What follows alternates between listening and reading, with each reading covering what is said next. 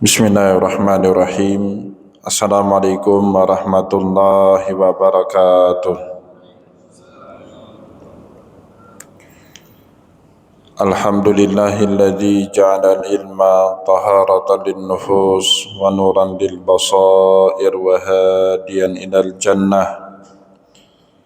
Asyhadu an la ilaha illallah wahdahu la syarika lah.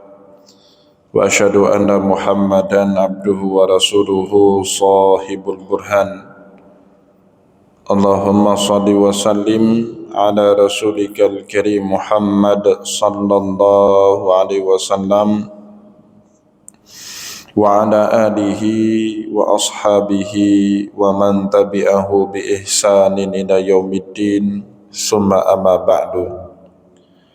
Puji dan syukur senantiasa dan tidak pernah bosan-bosannya kita panjatkan kehadirat Sang Maha Pencipta Allah Subhanahu wa taala, yang mana dengan limpahan karunia-Nya, rahmat-Nya, hidayah-Nya serta anugerah-Nya kepada kita semua, kita kembali masih diberikan kesempatan, kesehatan dan usia panjang oleh Allah untuk sama-sama dan senantiasa mengabdikan diri kita di jalannya dengan menjalankan segala perintahnya dan menjauhi semua larangannya. Salawat dan salam juga tidak pernah lupa pula kita haturkan kepada junjungan alam Nabi besar Muhammad sallallahu alaihi wasallam, di mana beliau telah bersabda dalam sebuah hadisnya, taraktum fikum amrayni la in tamassaktum bihima dan tadillu abada, kitaballahi wa sunnati. Telah aku tinggalkan, kata Rasulullah, kepada kalian dua pusaka yang jika kalian berpegang teguh kepada kedua pusaka itu, niscaya kalian tidak akan pernah tersesat selama-lamanya. Al-Quran kitabnya Allah dan hadis sunnahnya Rasulullah sallallahu alaihi wasallam. Bapak Ibu kaum muslimin dan muslimat yang dimuliakan oleh Allah, mari pada kesempatan subuh yang barokah ini, sambil kembali kita memperpanjang iktikaf kita di masjid ini, mari sama-sama kita kembali melanjutkan pengajian hadis kita dengan kitab Sahihul Bukhari karya Imam Abu Abdullah Muhammad bin Ismail bin Ibrahim bin Mughirah bin Bardisbah Al-Bukhari Asy-Syafi'i rahimahullahu ta'ala anhu. Dan insyaallah pada kesempatan subuh kali ini kita akan melanjutkan pembahasan kita kembali dalam kitab yang ketiga, Kitabul Ilmi, bab yang ke-10, Babul Ilmi qabla al-qawli wal fi'li, atau Babul Ilmi qabla al-qawli wal amali. Bab adanya anjuran berilmu terlebih dahulu sebelum kita mengucapkan sepatah kata ataupun mengamalkan suatu perbuatan. Ini juga dibabkan oleh Imam Muslim di dalam kitab sahihnya dengan babul ilmi qablal amalu bih.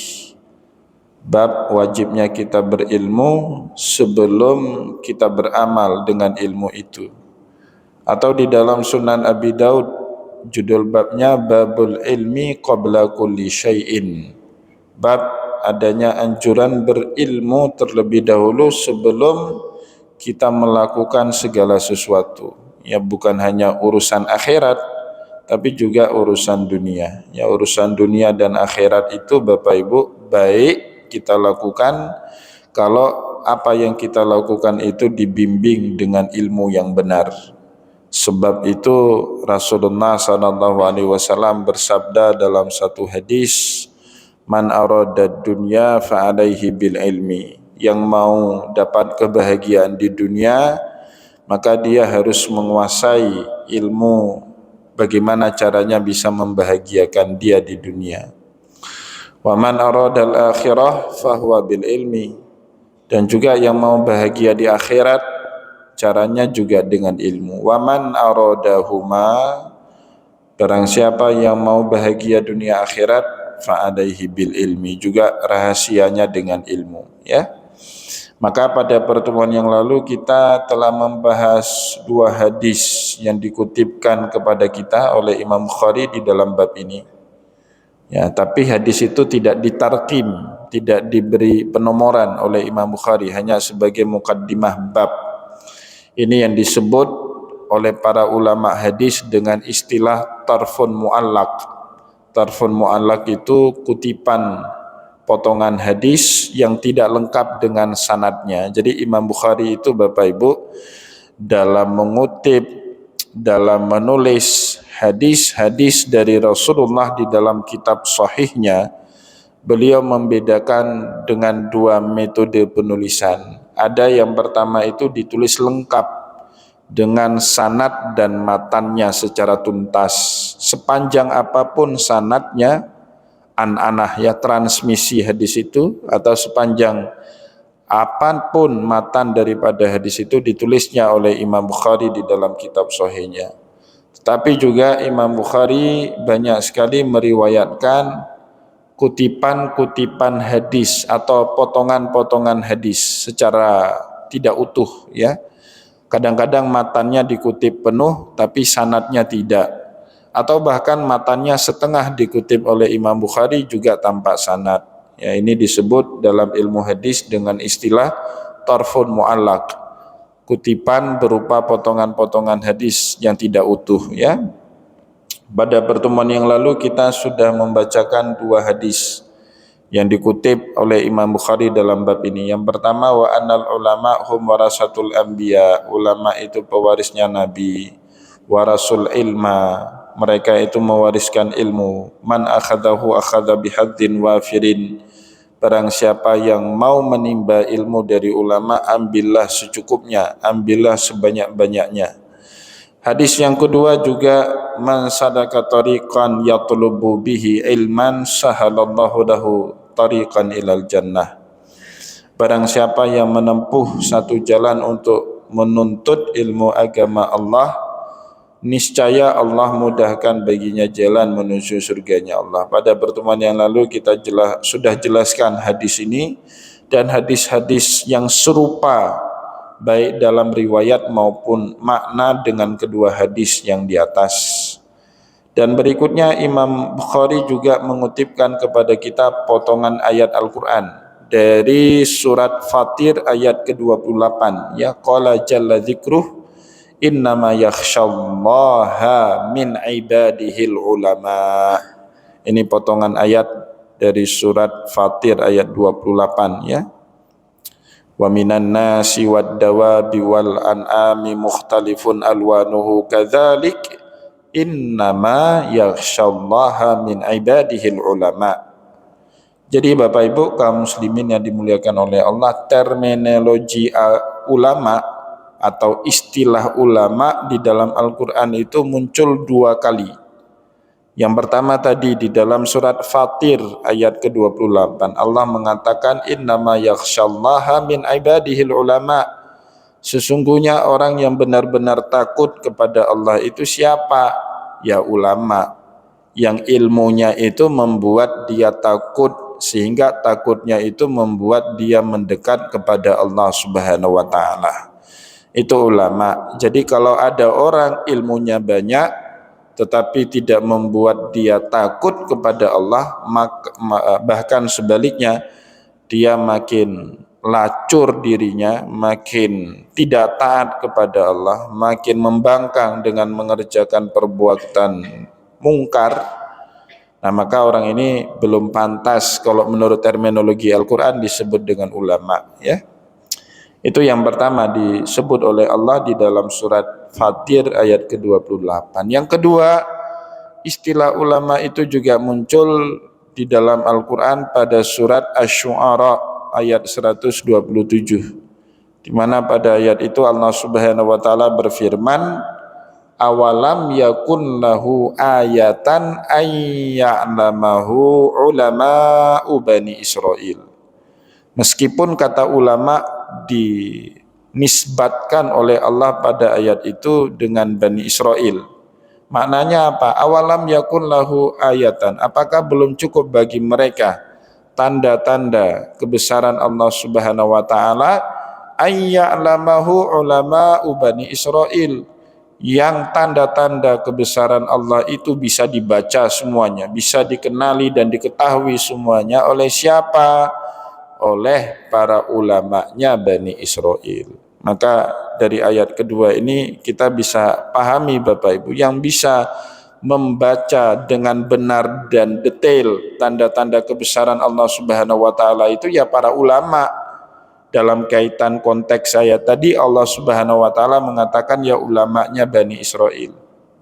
Nah, ini nanti wajar sekali Bapak Ibu, saat Nabi Muhammad sallallahu alaihi wasallam bahkan sebelum beliau jadi nabi, yang mengetahui tanda-tanda kenabian pada diri beliau itu ya para ulama-ulama Bani Israil semua. Ya, saat beliau kecil, itu sangat kecil ya. Biasanya orang sering cuman menceritakan pengalaman Nabi Muhammad bertemu dengan Rahib Buhairah. Itu ketemu dengan Rahib Buhairah itu usia Nabi Muhammad sudah belasan tahun, dibawa sama pamannya Abu Thalib ke negeri Syam.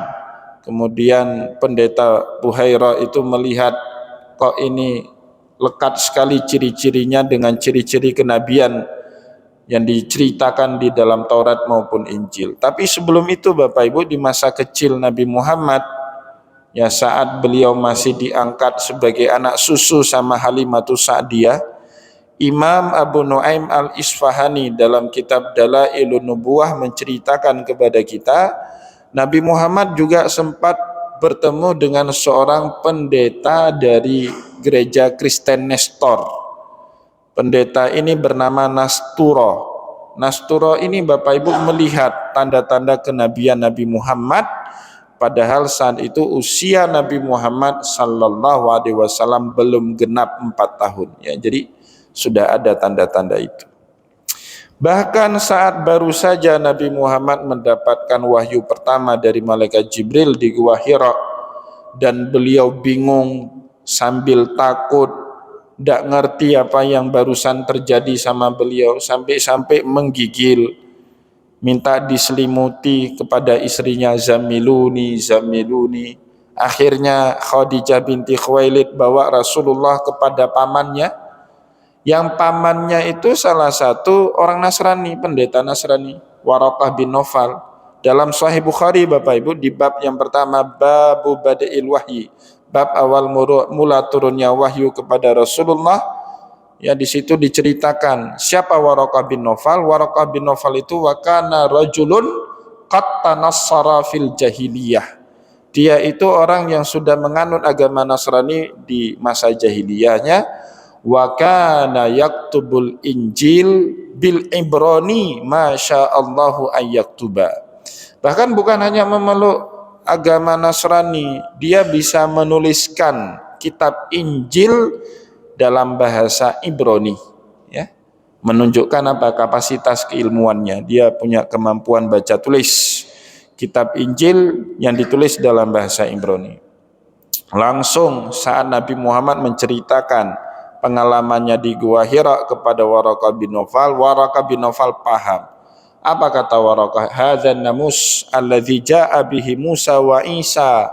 Ini namanya namus karena Jibril itu Bapak Ibu dalam bahasa Ibrani sebagaimana tertulis dalam kitab Injil namanya namus.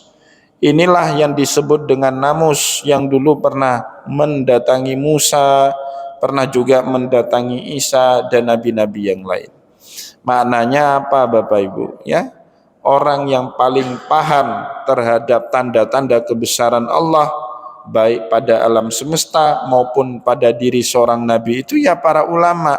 Kalau dulu konteksnya adalah ulama dari kalangan Bani Israil.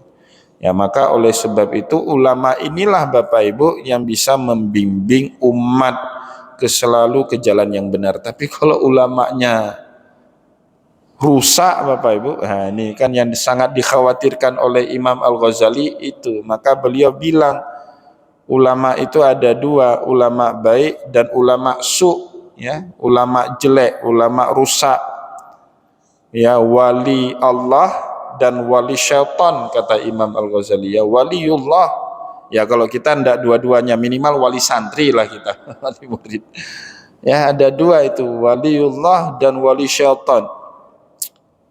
Itu kita khawatir ya, sebahagian, mungkin tidak semua ya, kalau ada sebahagian orang yang menyeret-nyeret ulama, dan kita itu bukan lagi rahasia umum di tempat kita Bapak Ibu ya.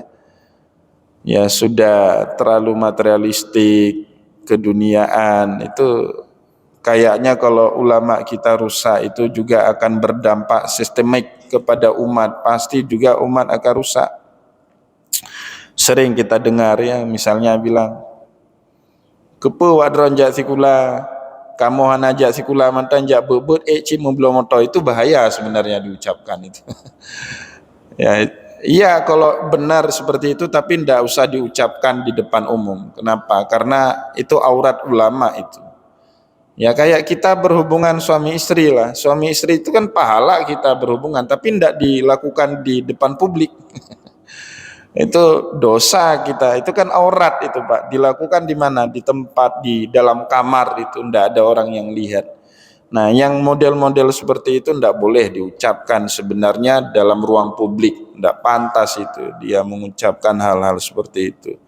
Karena nanti orang akan tersusgesti ya dengan ucapan itu. Punya sugesti orang itu apa? Nanti saya yang penting punya mobil walaupun nggak belajar, itu bahaya sekali itu. Ya, secara tidak langsung kita mengkapitalismekan umat itu ya. Ya, membuat umat ini menjadi orang kapitalis. Ya nauzubillah min zalik, padahal agama tidak seperti itu. Ya itu bukan tujuan daripada agama. Maka kalau kita baca di dalam kitab Ihya itu Bapak Ibu, yang paling dikhawatirkan oleh Imam Al-Ghazali apa? Rusaknya para ulama. Karena pasti kalau ulama rusak, sudah mau cawe-cawe dengan kepentingan orang lain, itu bahaya sekali. Ya. Demi kepentingan misalnya politik, ulama sudah mau cawe-cawe, semua mau deal-dealan, semua sudah mau ambil persenan, itu sudah bahaya itu ya. Ya tidak netral lagi. Nah, semoga ulama kita dijaga sama Allah untuk selalu dalam jalan yang lurus, sehingga bisa membimbing kita kepada Allah Subhanahu wa taala. Amin ya rabbal alamin. Wa qala, begitu juga firman Allah di dalam ayat yang lain, wa ma yaqiduha illal alimun, ya tidak mampu dinalar, dipahami agama Allah illal alimun, kecuali oleh orang-orang yang alim. Wa qalu law kunna nasma'u aw na'qilu ma kunna min ashabis sa'ir. Ini cerita Allah kepada calon ahli neraka kelak. Jadi ahli neraka itu Bapak Ibu, saat mereka masuk ke neraka, mereka banyak berdialog dengan Allah. Dialog-dialog yang menunjukkan penyesalan mereka terhadap sikap membangkang yang mereka tunjukkan saat di dunia. Salah satunya ayat ini ya. Wa qalu law kunna nasma'u aw na'qilu, seandainya saja dulu kami mau mendengar nasihat-nasihat agama, pelajaran-pelajaran agama, au na'qilu, atau kami mau memahaminya, ma kunna min ashabis sa'ir, maka mungkin kami tidak termasuk dari penghuni neraka sekarang. Nah itu banyak ya hiwar, percakapan Allah dengan penghuni neraka itu di dalam Al-Quran banyak sekali Bapak Ibu, sehingga itu harus menjadi pelajaran bagi kita. Jangan sampai kemudian kita menjadi bahagian dari orang-orang yang diceritakan sama Allah itu. Contoh yang lain dalam surat Al-Mu'minun, Allah bilang penghuni neraka itu nanti tiap hari minta sama Allah. Apa yang diminta kepada Allah? Qala rabbirji'un, ya Allah balikkan kami kembali hidup di dunia, la'alli a'malu salihan fima taraktu, semoga kami bisa melakukan amal soleh yang dulunya dengan sengaja kami tinggalkan. Ya, Allah jawab kemudian, qala kalla innaha kalimatun huwa qailuha wa min waraihim barzakhun ila yaumi yub'atsun. Nah, itu tidak mungkin dikabulkan sama Allah permintaan itu ya. Walau tara idzil mujrimuna nakisu ru'usihim inda rabbihim, itu cerita dalam surat Sajadah ya. Seandainya kalian melihat orang-orang mujrim nakisu ru'usihim inda rabbihim, ya mengasih-asih menggeleng-gelengkan kepala saking berharapnya mereka untuk bisa dihidupkan kembali.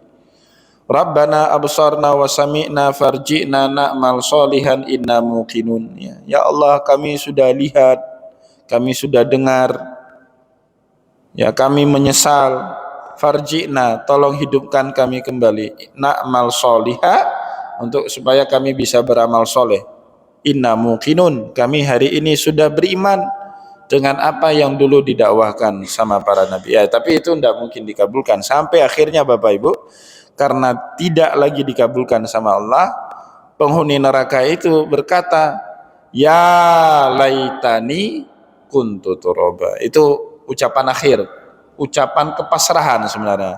Hana Carali ya. Ya laitani kuntu turaba. Maknanya apa? Kalau tahu seperti ini berat sekali siksa di api neraka, lebih baik kami dulu jadi tanah aja lah. Nggak usah jadi apa-apa, nggak usah jadi pejabat, nggak usah jadi orang kaya, nggak usah jadi orang berpengaruh. Ya, ternyata konsekuensinya berat. Itu. Tapi itu seperti orang melahirkan, kata saya satu hari bawa pengajian itu di suatu masjid di Brawi, Pak, di Masjid Al-Furqan. Setelah itu ngaji. Setelah pengajian ya ngajak ngopi sama jamaah. Nah, ngopi itu salah seorang jamaah itu kasih syarah tambahan penjelasan. Ustadz, yang Ustadz bilang itu persis sama seperti wanita yang mau melahirkan. Maksudnya apa? Saya tanya. Wanita hamil yang hendak mau melahirkan, kalau mau melahirkan itu dia bilang apa? Mitu qabla hadza wa kuntu nasyan mansiyya. Seperti yang terjadi sama Maryam ya. Maryam bilang apa? Mitu qabla hadza. Lebih baik saya mati hari ini daripada harus melahirkan seorang bayi. Wa kuntu nasyan mansiyya. Dan saya setelah ini dilupakan aja lah dalam sejarah. Nggak usah ada orang yang ingat saya, yang kenal saya, enggak apa-apa. Yang penting saya jangan sampai merasakan sakitnya melahirkan seorang anak. Itu kan berat sekali bagi perempuan itu.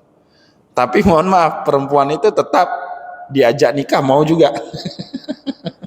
Benar juga saya pikir ya. Kan nggak ada Bapak Ibu anak gadis, apalagi kalau calon suaminya perfect ya. Uangnya banyak, ganteng, gagah, ilmunya banyak ya, anak orang hebat. Lamar anak gadis, mana ada dia nolak, Pak, mau juga. Padahal dia tahu konsekuensinya kalau dia nikah itu apa? Pasti dia bunting. Setelah bunting dia wajib melahirkan. Melahirkan itu sakitnya luar biasa. Ya, saat itu dia ngomong itu ya, lebih baik saya nggak usah ada, nggak usah. Tapi nikah mau juga. Ya kayak kita juga Pak. Tahu ayat Al-Qur'annya. Ini bahaya sekali kalau kita korupsi, bahaya sekali itu. Kalau kita cawe-cawe, ngatur-ngatur, itu bahaya sekali. Tahu kita semua itu Bapak Ibu. Cari persen, ini dapat proyek untuk pesantren kamu, ini tapi persennya sekian. Tahu kita itu bahaya sekali itu. Ya, tapi kita tetap lakukan ya. Nauzubillah min dzalik. Ya, ini komitmen ya, maknanya apa? Komitmen kita itu enggak ada. Sehingga Allah Subhanahu wa taala di ayat berikutnya sebagaimana dikutip oleh Imam Bukhari mengatakan waqala hal yastawil ladzina ya'lamuna wal ladzina la ya'lamun. Apakah sama orang yang mengetahui dan dia komit dengan pengetahuannya dengan orang yang tidak mengetahui, apalagi tahu tapi tidak komit dengan pengetahuannya. Dua hal yang berbeda Bapak Ibu. Orang yang berprinsip dia tahu yang mana benar, yang mana tidak benar, mana yang baik, mana yang buruk, dan dia komit betul berpegang pada prinsip, itu berbeda dengan orang yang nggak ada prinsip, ya semuanya dibenarkan atas nama kepentingan. Itu dua hal yang berbeda. Maka Allah sindir ya, hal yastawil ladzina ya'lamuna wal ladzina la ya'lamun. Apakah sama orang yang mengetahui dengan orang yang mengetahui tidak mengetahui? Tentu beda ya. Wa qala nabiyyu sallallahu alaihi wasallam, begitu juga sabdanya Rasulullah di dalam hadis yang diyakini betul oleh para ulama fikih. Ini hadis ya. Apa hadisnya? May yuridillahu bihi khairan yufaqihu fiddin.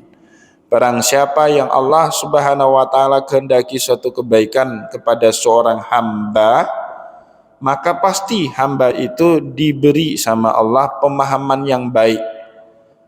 Ya, tafakkahu itu maknanya Bapak Ibu pemahaman yang mendalam, pemahaman yang baik. Beda dengan fahmun.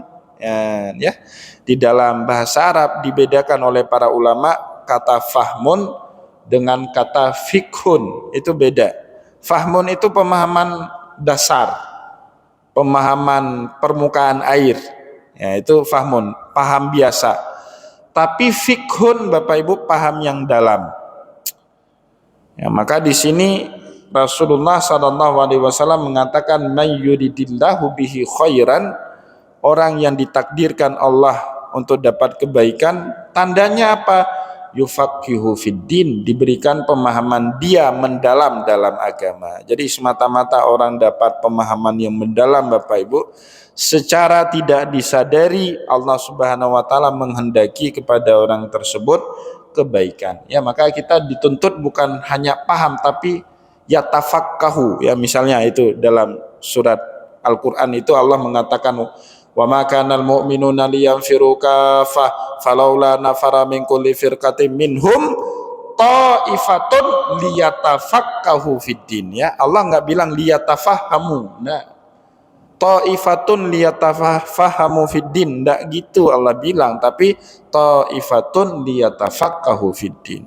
Enggak boleh semua orang itu ngejar dunia, enggak boleh semua orang itu bahkan jihad, perang di jalan Allah. Seandainya itu dilakukan, kata Allah, tetap harus ada sekelompok orang ta'ifatun liyatafaqahu fiddin, untuk bertafakuh, mengejar, mencari, menuntut pemahaman yang mendalam dalam agama Allah. Itu wajib ada di tengah masyarakat, ya.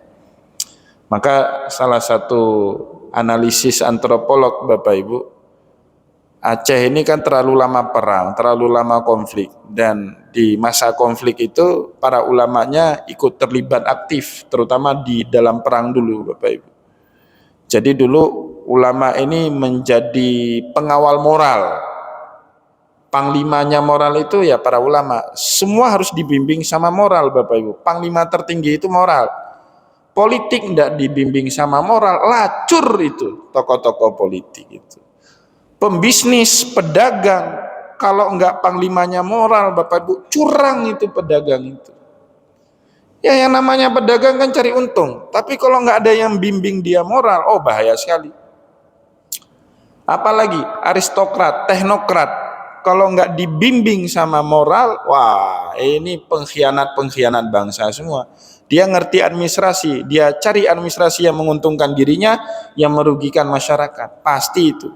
Nah, waktu perang Aceh dulu para ulama terpaksa turun gelanggang, turun gunung Bapak Ibu, karena nggak ada lagi yang mau perang dengan Belanda. Apalagi setelah jatuhnya kerajaan tahun 1903 itu, para ule belang sudah banyak mau bekerja sama Belanda, akhirnya yang menjadi tugas umara itu ya ulama menjalankan fungsi umara.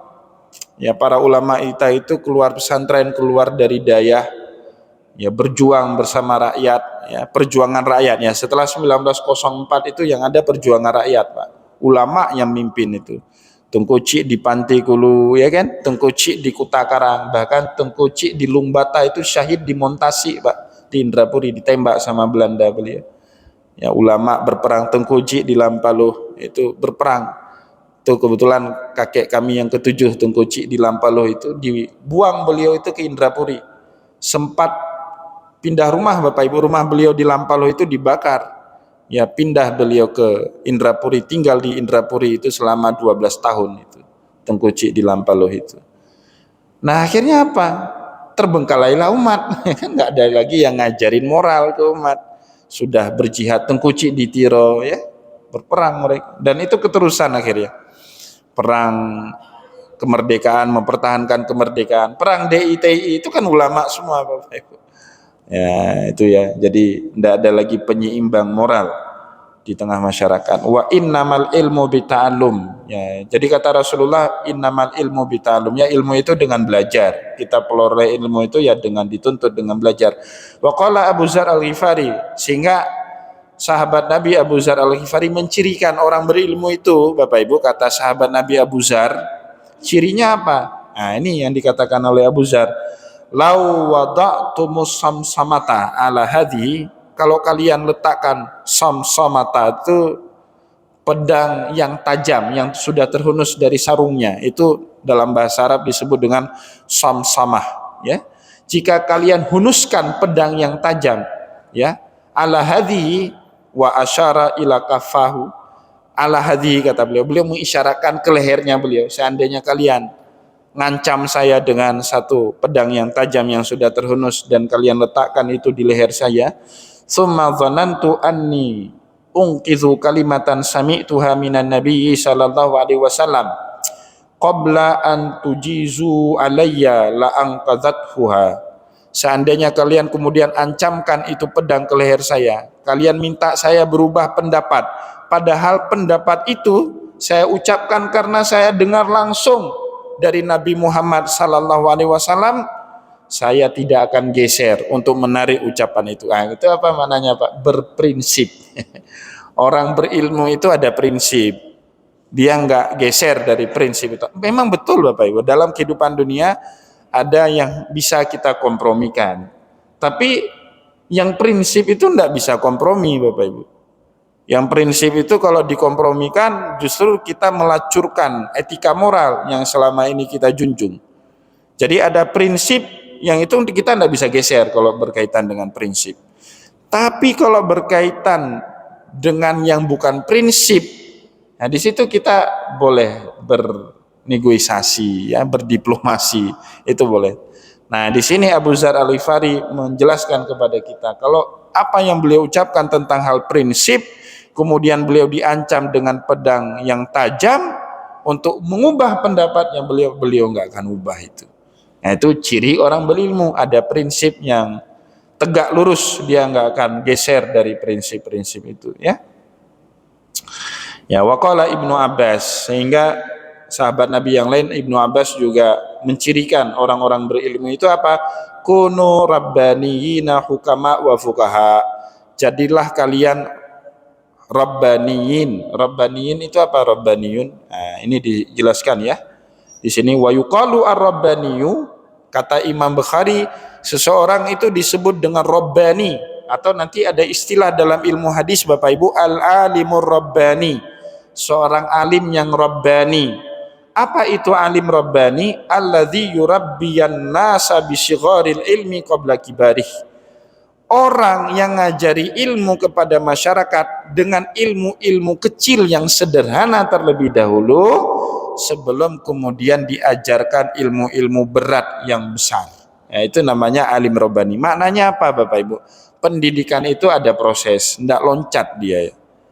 Ya, tidak bisa kita belajar matematika langsung belajar akar, deret angka, belajar dalil Pitagoras, mencari ruang, mencari segitiga, siku-siku. Tidak bisa kita belajar itu sebelum kita tahu tambah-tambah, kurang-kurang, kali-kali, bagi-bagi. Tidak bisa itu loncat. Ya, pendidikan itu berproses, tidak boleh dilangkahi proses itu. Nah ini tragedi di dunia kampus kita atau di lembaga pendidikan kita Bapak Ibu, sering itu dilangkahi, sering sekali itu. Saya punya pengalaman Bapak Ibu, ingat betul saya waktu saya Wadek 1 itu ada kekuatan tertentu yang ngintimidasi kita Bapak Ibu. Anaknya nggak lewat TOEFL, dimintanya lewatkan terus, yang penting bisa wisuda. Enggak, saya bilang. Kalau dalam pendidikan dilangkahi proses-proses itu bahaya sekali. Ya ada musibah yang akan terjadi sama anak itu di kemudian hari. Enggak geser saya Pak, disuruh-suruh seperti itu enggak geser saya. Oh Pak, tolonglah ini dilewatkan terus. Ada yang bisa kita kompromi, tapi kalau dilanggar sistem itu enggak boleh itu. Ada tahapan yang harus dilalui oleh seorang anak didik. Syarat untuk bisa sidang skripsi ya harus punya skor TOEFL yang bagus. Kalau itu enggak bisa ya enggak boleh. Itu diikuti. Ya itu namanya alim rabbani Bapak Ibu. Dia bertahap, mengajarkan ilmu bertahap. Enggak boleh pingin langsung naik, enggak bisa, itu hancur itu. Dan itu yang terjadi di tengah masyarakat kita, Pak. Coba lihat itu, pemain sepak bola kita itu. Pinternya hebat di usia 17-18 tahun. Usia 25 tahun udah nggak hebat lagi. Kenapa? Proses pendidikan nggak dijalani. Ya, saya menarik sekali, walaupun ini film orang kafir, tapi menarik sekali itu cerita. Film dokumentari tentang dua petenis Amerika itu, Pak. Dua petenis saudara beradik, kakak beradik, Serena dan Venus Williams itu, Pak. Gimana orang tuanya didik dua orang petenis sehingga jadi orang hebat. Dia, Bapak Ibu, diceritakan dalam film itu, usia 14-16 tahun. Si kakaknya siapa itu? Venus atau Serena itu usia 16 tahun itu udah dapat kontrak profesional, Bapak Ibu. Kontraknya jutaan dolar. Tapi ditahan sama ayahnya, belum waktunya. Ya. Belum waktunya, karena diminta anaknya ini terus berproses. Kalau dia sudah dapat kontrak profesional, usianya belum matang, mentalnya masih labil, pendidikannya belum sempurna, maka anak ini, Bapak Ibu, di usia-usia emas yang seharusnya dia lagi melejit-melejitnya, tapi dia mentok prestasinya itu. 25 tahun udah mentok itu. Dia harus bertahap, berkembang itu harus bertahap, ditahan sampai dia ribut dengan anaknya. Ya, ribut sama istrinya, tapi orang tuanya ini pendidik, ditahan, diproteksi anaknya itu dari popularitas, dari sorotan kamera, dari kontrak produk-produk olahraga seperti Nike, seperti Adidas, ditahan.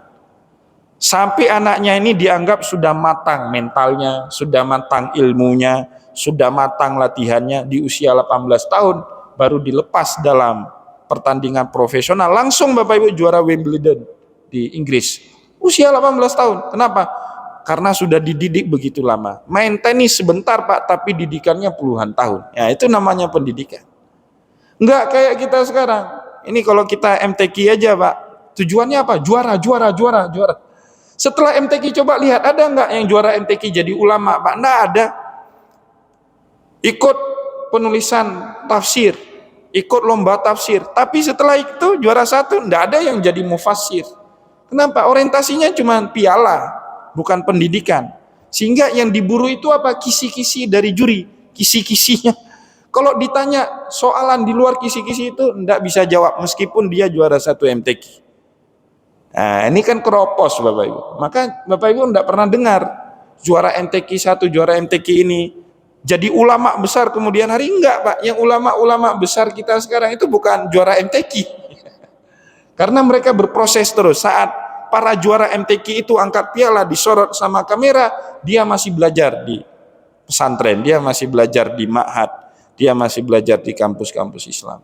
Yang juara itu udah dapat sorot kamera, Pak. Padahal ilmu juaranya keropos, ilmu kisi-kisi. Ilmu kisi-kisi itu enggak betul sebenarnya. Ya, sebenarnya kalau mau benar-benar lomba, Pak, kuasai Al-Quran 30 juz, tafsir-tafsirnya. Kalau bisa ditafsirkan apapun pertanyaan yang diberikan oleh dewan juri tanpa dikondisikan terlebih dahulu soalannya, itu yang baru benar-benar juara itu, Pak. Nah, itu yang MTQ di luar negeri seperti itu, Pak. Di Mesir, Pak, MTQ tafsirnya itu enggak ada kisi-kisi. Hadir dia dengan harus siap memahamkan kepada juri 30 juz Al-Quran itu. Terserah juri, tanya random, acak itu. Maka Bapak Ibu juara MTQ tafsir di Mesir benar-benar jadi mufassir di kemudian hari. Tapi juara MTQ kita ini enggak bisa aja jadi mufassir. Kenapa? Karena yang dia kuasai itu kisi-kisi itu aja. Hanya untuk mengejar angkat piala. Ini masalah di pendidikan kita itu. Ya, semoga dengan pengajian ini kita track record balik ke jalan yang lurus. Ihdinas siratal mustaqim, kembali ke jalan yang lurus ya. Esensi daripada ilmu itu mengangkat kita, Pak, mengangkat derajat kita, bukan mencari formalitas. Enggak, itu bukan bahagian daripada menuntut ilmu pengetahuan. Semoga apa yang kita sampaikan pada kesempatan subuh ini bermanfaat. Kalau Bapak Ibu dengan menuntut ilmu, dengan mengikuti pengajian dan tidak usah majelis saya, bukan hanya harus majelis saya, siapapun itu, Bapak Ibu merasakan ada perubahan, nah itu berarti ilmunya benar. Ya, tapi kalau nggak ada perubahan ke jalan yang baik, makin jahat, makin senang omongin orang, makin malas ibadah, berarti ada masalah. Kesal, wah saya habis ikut pengajian itu kesal sekali sama pemerintah, berarti ada masalah itu. Pengajian ada masalah. Seharusnya pengajian itu Bapak Ibu membuat kita makin positive thinking dengan siapapun. Tapi kalau habis kita ikut pengajian itu masih kesal sama ini, masih itu, berarti ada masalah, bukan ilmu yang benar yang disampaikan, tapi pseudo ilmu, ilmu palsu ya yang disampaikan. Semoga apa yang kita sampaikan pada hari ini bermanfaat kepada kita semua. Ya, saya mohon maaf jika ada yang tidak berkenan, dan yang paling penting bisa kita amalkan dalam kehidupan kita sehari-hari. Wallahu muwaffiq ila aqwamit thariq wa nasrun minallah fatun karib. Wassalamualaikum warahmatullahi wabarakatuh.